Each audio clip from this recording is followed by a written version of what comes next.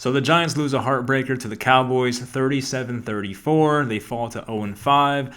This team loves to break our hearts. I'm used to it by this point, especially the past few years. It seems like tough loss after tough loss, and sometimes they play well and it's great, but then they oftentimes lose that game. And this is a prime example of it. They played really well for a lot of this game, especially the first quarter, first half, I should say. They had their mishaps in the third quarter, but overall, seemed like they played pretty well. They had their moments where they beat themselves.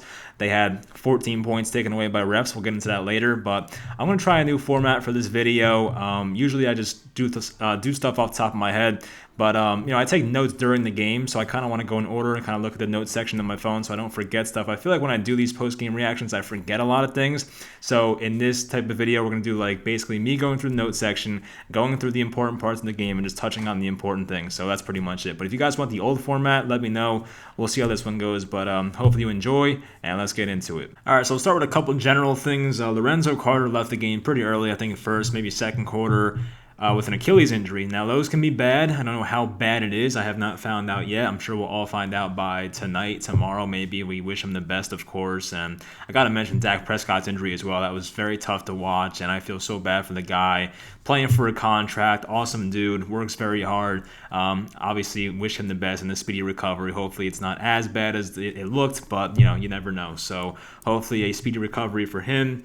I also noticed that Adrian Colbert was in for Julian Love. Julian Love was pretty much starting every game up until this point, but we really didn't see Love at all today, I feel like. I mean, unless I missed something, I really didn't see Julian Love out there much. I'm pretty sure he was active for this game, but I just didn't see him. So maybe the Giants made a change there and decided to put Colbert in safety over Julian Love, but I guess we'll keep an eye on that in the future. Jabril Peppers made his return today. We saw him as well, so that was good to see him back in the lineup. And it's funny because Love played a big part in that big play against the Rams last week with Cooper Kupp. I feel like he was the one out of place.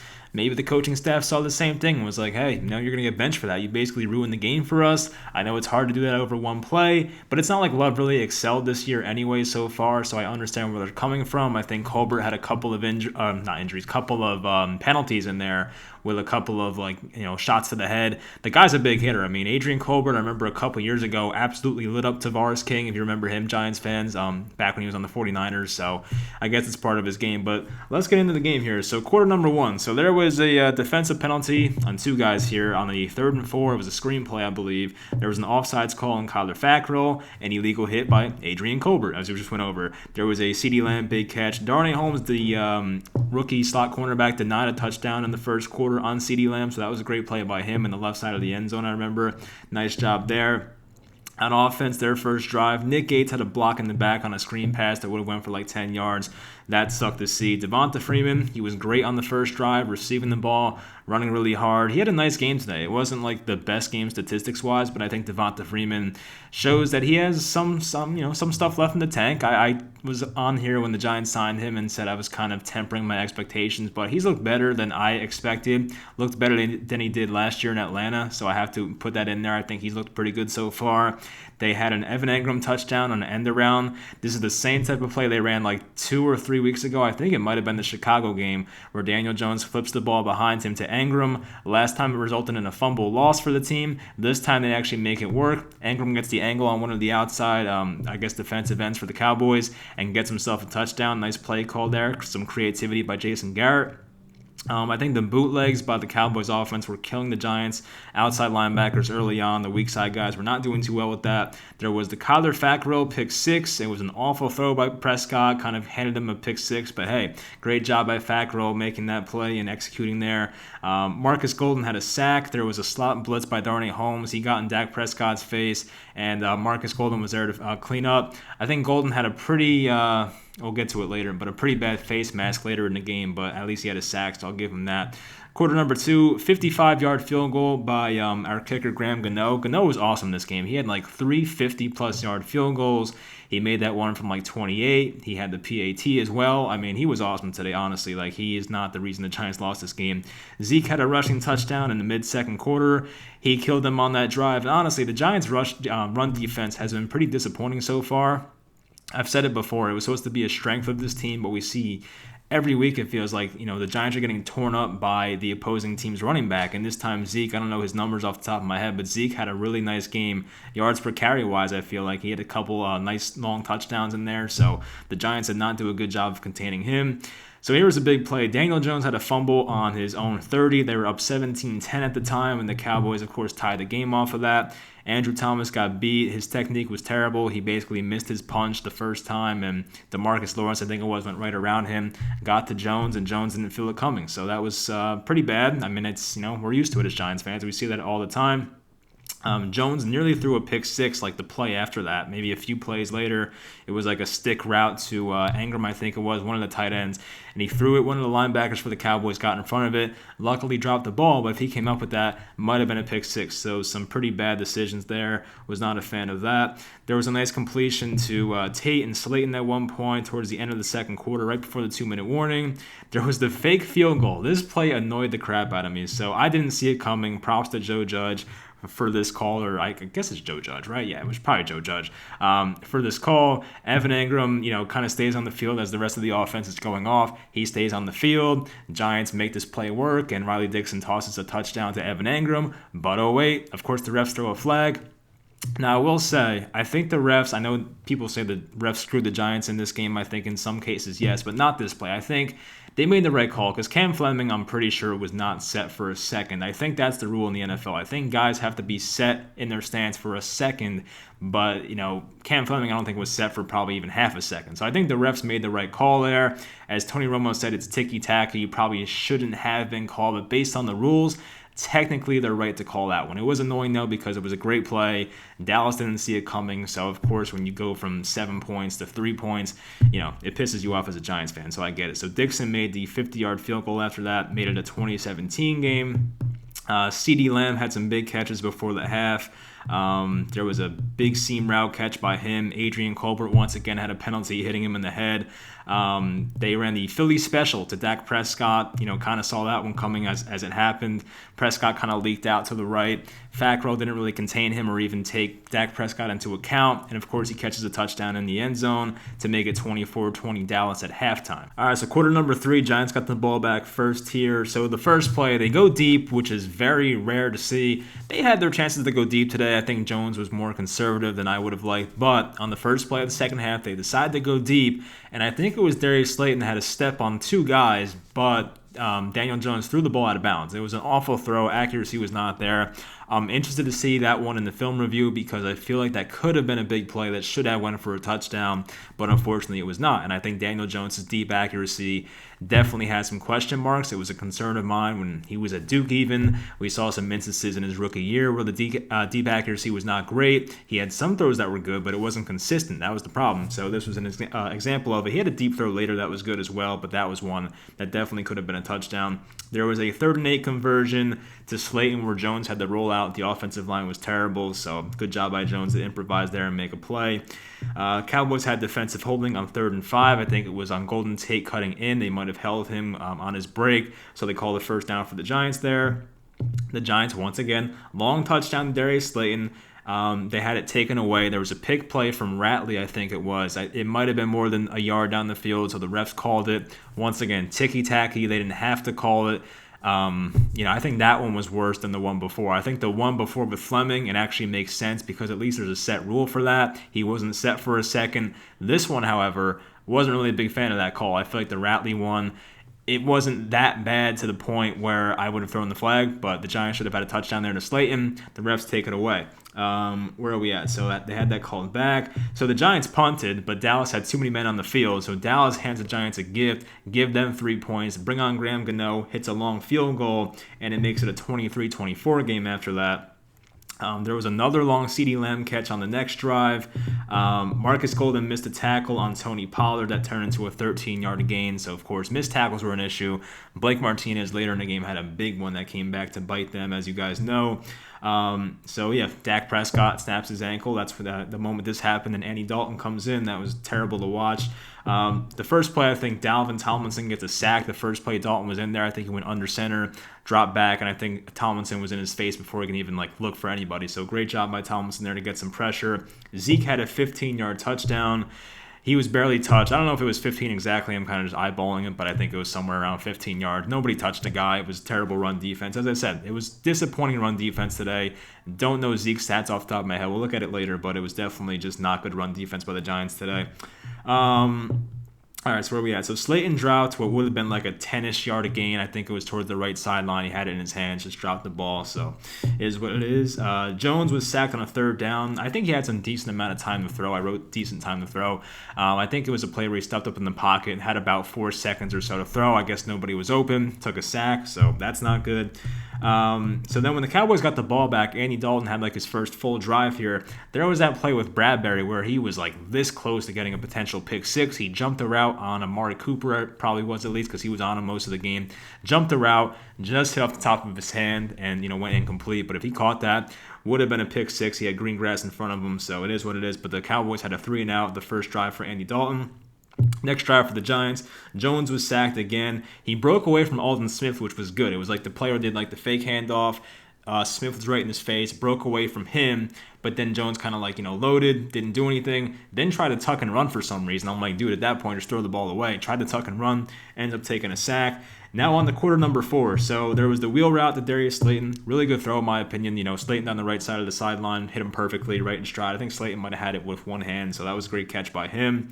I wrote down here, the timeout management sucked. Now, I don't think it came back to bite them too badly in the end, but the Giants wasted, I don't know if wasted is the right word, but the Giants used 2 timeouts with, by the time 14 minutes was left in the second quarter. So, of course, in a tight game, you'd rather have your timeouts there, but unfortunately, the Giants used 2 of them in the first, 17 minutes of the second half. So that was not good. Keep forgetting where I'm at. This is not good. So Dalton, then he fumbled the so Gano makes a field goal for the Giants, makes it 26-31 Dallas at that point. Then Dalton fumbles the snap in his own territory. This was the big, potential turning point in the game right here. So he fumbles the ball. Blake Martinez, of all people, I don't even think he was near the ball when it happened, came out with it. I mean, I'll take it. I don't think he was near the ball, but he found a way to get it. Good job by him. He comes out with it. Devontae Freeman has a touchdown, makes it 32-31. 2-point conversion to Andrew Thomas, of all people, on the receiving end. Almost dropped it, but almost doesn't count. So he caught the ball, made it 34-31 Giants right there. So here's one of the final drives with the Cowboys. Marcus Golden, as I mentioned before, had the 15-yard face mask. They stopped Zeke, but he had him on his face mask before that, I believe. They called that. Greg Zuerlein makes the pretty decent, I don't know how long it was, I'm trying to think. It doesn't matter. Somewhere in the 30s maybe. A field goal and made it 34-34. So now here's a big moment for the Giants here, and especially Daniel Jones. I tweeted out, this is a big moment right here for Daniel Jones and his Giants' future. I didn't want to sound dramatic. I literally said in the tweet, don't want to sound dramatic, but this is a big drive for Daniel Jones. If he led the Giants to a touchdown here, even a field goal to win the game in Dallas with John Merritt in the crowd, would have been very big for his, because people talk about the Giants getting a quarterback next year. I'm not 100% on that train yet. We'll talk about Daniel Jones later when I get to, wrapping this thing up. But his future here is a bit in question. But him leading a game-winning drive or even a field goal-winning drive would have been great, and it would have shut the haters up. But this is an instance where the opposite happened. So he had a great first down throw rolling to the right. I think it was second down. Looked like he was very close to being out of bounds, and last second throws a ball to, I think it was Slayton, who toe drags on the sideline. They get a first down out of it. Then there was that play on third down after he got that conversion. So it's third down. The pocket collapses, rolls out to his right. He had Dion Lewis, and I think there was some type of miscommunication here. I'm kind of interested to see what happened in the film review on that one. He had Dion Lewis with nobody around him. I think Lewis was in the block at first. Then he leaked out. He had enough room around him, but the guys, they didn't connect, and it would have been a first down probably, so that sucked. I don't know if it was Lewis's fault, if it was Jones's fault. The throw looked inaccurate, but Jones can't help it if Lewis took off upfield. You know what I mean? So I think it's guys that were just not on the same page right there. So when the Cowboys got the ball back after the punt, Darnay Holmes had a pass breakup on the first play. I thought that was pretty big. Martinez missing a tackle on Amari Cooper. This was a big play. I think it would have made it, if Martinez tackled Cooper, it would have been 3rd and 6 at this point, right? The Cowboys are in their own territory, probably around their own 20-yard line. Martinez misses the tackle. Cooper, nice yards after the catch, gets a first down out of it, picks up an extra 10 yards. Then there was the Gallup sideline catch on a rollout. I think the refs clearly missed a hold there, and B.J. Hill was clearly held on the play. Leonard Williams is pointing it out hey, he was holding him. Refs didn't call it for some reason. I don't know why. And it's annoying because I literally saw the ref on the screen reach into his pocket where the flags are, but I didn't see a flag on the field. I'm are we serious here? Did he not throw the flag because the pass was completed or what? What kind of officiating is this? So that was the part that really annoyed me because I feel the ref wanted to throw the flag there. And the NFL has told the refs this year, don't throw holding flags unless it's blatant. And I think this might have been an instance where maybe, and it wasn't like the worst holding call ever, but like I feel like in years past, if this was last year or years before, the Giants probably get a holding call there. But the NFL does not want holding calls, so you can blame the refs there, or you can blame Roger Goodell and the NFL, because the NFL wants points. That gets the most money. No one wants to watch refs talk the whole game, so you can blame the NFL for that one if you want. Probably should have been a holding call, and I think if this was in years past, probably is a holding call. Cowboys don't have that big play, changes the whole game, but it's not. So he has the first down there. Then Andy Dalton just winds up, throws a long ball very high in the air, and just fits it perfectly to Michael Gallup, who somehow keeps both feet in. Ryan Lewis was in good coverage, in my opinion, on this play. It was just a really good throw. Have no idea how he kept both feet in, but he made the throw. Sets up Zerline for a game-winning field goal. I'm telling you, off the leg, or off the foot, I should say, really thought he missed it. I really thought it was going to be like off the bar or even wide right. But of course, the Giants luck, that thing just happens to just, sneak right into the upright. And the Cowboys win 37-34. So my general thoughts of this game is it could have been worse. I think the defense has to do better against, when they're in zone coverage, because that's what really killed them. The CeeDee Lamb plays in zone coverage was the ones that really killed them. Of course, Gallup later, had some nice plays at the end. But really, aside from like the missed tackles, which, that kills them, the face mask play with Marcus Golden, the missed tackles early on, which I talked about with Martinez.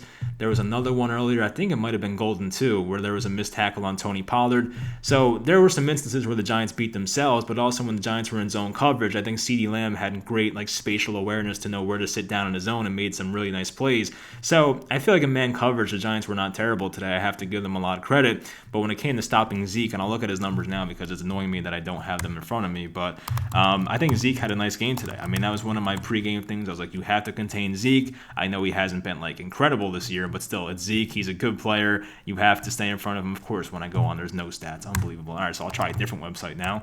But, as I said, I feel like coming into the year, one of the biggest strengths of this Giants team was going to be their run defense. Once Leonard Williams came over last year, their run defense was great. It went a whole yards per carry lower.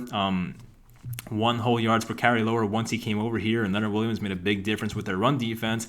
But now the Giants, they're not awful at it. They're not like Houston Texans level of run defense or anything like that, or even Cowboys level, but they have not been good. They're probably maybe league average, maybe somewhere in the 20s to 25 range. They haven't been that good at it. So Zeke this game was 19 for 91, 4.8 per carry on the ground, had 2 touchdowns as well. So yeah, that's not that great of a game by the Giants run defense. Tony Pollard, his backup, who's also a very talented player, 6 carries for 30 yards, 5 yards a clip. So yeah, the Giants run defense, not good in this game. I will admit that. I feel like the main thing people will want to talk about and hear an opinion on is Daniel Jones and the way he played and where I think he stands right now with this Giants team. I mean, I'll put it this way. I'm not too confident about him right now. I was really trying to be fair and optimistic about him the whole year, but so far I have not seen it from him yet. He was playing a defense that was getting torched by everybody this year. I mean, the Cowboys defense is not good. We know that. This was a great matchup for him. And the best Daniel Jones can give us is 20 for 33 and 200-something yards. And he didn't look that great. He was, he had the big fumble, of course. And, when you think back, let's say Daniel Jones never played another game for the Giants. The thing that would come to mind with him is fumbling and turning the ball over. And we saw that once again here. Now, you can blame Andrew Thomas all you want. He was bad on that play, 100%. I get it. But Daniel Jones himself has to be better. There's no excuse for fumbling the ball the astronomical amount of times he's done it so far. He has the most turnovers in the league since he's been in the NFL, or since he started at least, So you cannot have that stuff, and it needs to get better. I mean, you can't win in the NFL when your quarterback's turning the ball over at this level, so I do have to include that. He had 222 yards today. I had to look it up. He was sacked twice. I think one of the sacks might have been on him, but you cannot lose that fumble in that situation. That was not good. And I have to include the deep accuracy. That was an issue as well. I mean, missing that throw to Slayton when it was the first play out of the half, can't have that. You cannot miss those plays. I mean, those plays, I don't want to say it's a layup because it's a tough throw in most cases, but when you're an NFL quarterback, you kind of have to make that throw. Am I going to make that throw? No. But when you're an NFL quarterback, you kind of have to make that throw, I feel like. So we'll go over that in the film review, but really, I feel like, I don't want to say Jones is on thin ice. We're not going to be at the point where Colt McCoy is going to start anytime soon, but at the same time, Jones has to play better. Like, I have to admit, like, people want to make every excuse for the guy. I get it. He's not in a good system. His offensive line is not good. But at the same time, he's not playing that well himself. Like, Jones isn't doing himself any favors. You know, like, I know the Giants aren't doing him favors, but he's not doing himself any favors. There's too many times where I feel like right now his footwork's not that great either. Like, we see so many plays where he's just straight up backpedaling. There's many times where I feel like he should try to escape the pocket, but he doesn't do it. Stays in the pocket and sometimes takes unnecessary sacks. Like, if you don't trust your offensive line, then maybe it's time to get out the pocket sometimes. And I feel like there's opportunities where he could do it and just doesn't do it. We went over it in the film review against the Rams, where there's some plays where he could get out of the pocket, but just doesn't want to do it for some reason. And we see a lot of quarterbacks in today's NFL. How many times do we see Russell Wilson making throws going to his right? How many times do we see Patrick Mahomes going to his right and making these crazy throws across his body going to his left? Not saying he has to be at that level of player, but we see the good quarterbacks in this league make throws outside the pocket. We have not seen it too much. Now, Jones did it, sometimes today. He had that really nice throw on the last drive, I think it was, to Slayton on the sideline. That was a nice throw outside the pocket. He's had some instances of it, but he has to do it more because this offensive line is not good, and sometimes he stays in there too long, I have to admit. So the guy's doing himself no favors. Look, I'm not confident he's the answer. I'm really not. Like, I'm going to be honest. Like, if I had to give it like a percentage, I'm kind of like 30% sure at this point that Jones is the guy and he'll be here next year. But look, if the Giants are in a position to get a Trevor Lawrence or a Trey Lance or a Justin Fields, and they like one of those guys a lot, and the new GM wants those guys, then it's not like unforeseen for that to happen. Like, it's not like Daniel Jones is solidified here and like is the guy. Like, we don't know that right now. He's not playing well. He's so far been a bottom 10 and maybe even bottom 5 quarterback in the league so far. He has a lot of stuff stacked against him. It's a new system. 3 new offensive linemen this year. I get it. The receivers he's playing with are not good. His best running back is gone. I understand, but when you're a franchise quarterback, you have to do better. I have to admit that. So I know some people might hate me for saying that, but I'm just being honest. So I'm just putting out my honest opinion there. I don't think he's 100% safe. We'll see how he finishes out the year, of course, but so far, he has not impressed me. So we're a quarter of the way through here, or even more, 5 games through now. So, so far it hasn't been too impressive, but he has to get better. I think it will get better because he'll get more familiar with the scheme. Sterling Shepard will be back eventually, which will help. So I think things will get better, but he has to prove that he's way better than this. Like, we cannot see play that's anywhere around this because this is not good enough right now. I don't know if his confidence is shattered or what, but it's not good enough. So we'll see. I mean, a lot of it depends on where they're drafting and things like that. I don't even want to think about the draft yet, but of course, when you're 0-5, that's kind of what you think about as a fan. I feel like I do at least, but we'll see. But Jones is definitely not safe in my mind. I would not say it's a guarantee that he's here next year. I think Joe Judge is pretty safe. I mean, some people might say to fire him. As I said in my, I did the community page questions the other day.